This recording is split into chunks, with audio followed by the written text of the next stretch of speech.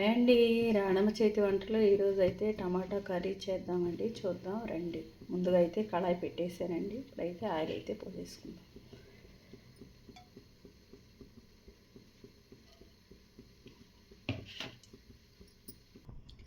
Oil అయితే వేడెక్కిందండి. ఇప్పుడైతే కొత్తిమీర వేసుకుందాం. ఎండుమిరపకాయలు, పచ్చెనపప్పు, ఆవాలు, జీలకర్ర, మినప్పప్పు,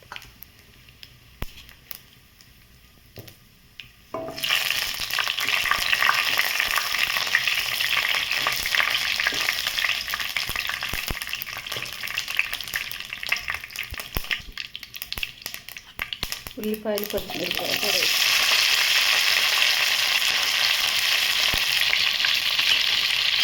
కరివేపాకు వేసుకున్నాం.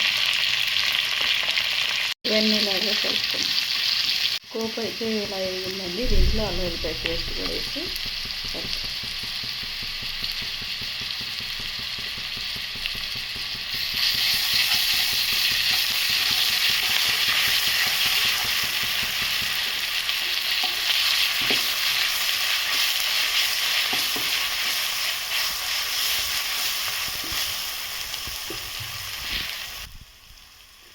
అల్లం పేస్ట్ పచ్చి వాసన పోయేలాగా వేగిందండి. ఇప్పుడైతే టమాటా ముక్కలు వేసేసుకున్నాం.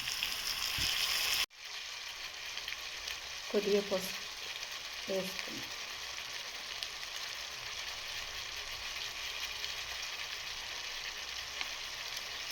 కొద్దిగా ఉప్పు వేసుకున్నాం. కారం కూడా వేసుకున్నాం. వీటిని బాగా కలిపినాం.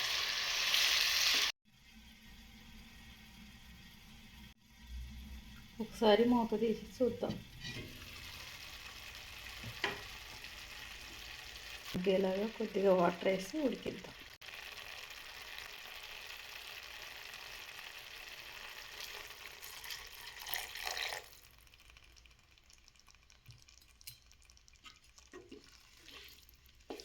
కొద్దిసేపు ఉడకనిద్దాం.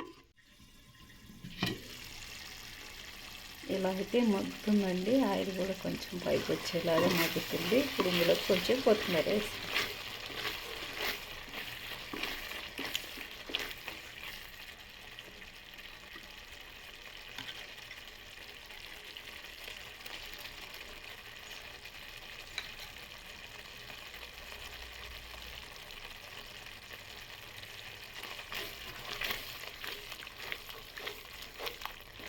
అంతేనండి. టమాటా కర్రీ అయితే రెడీ అయిపోయింది. మా ఇంట్లో వాళ్ళకైతే ఈ టమాటా కూర అంటే చాలా ఇష్టం అండి.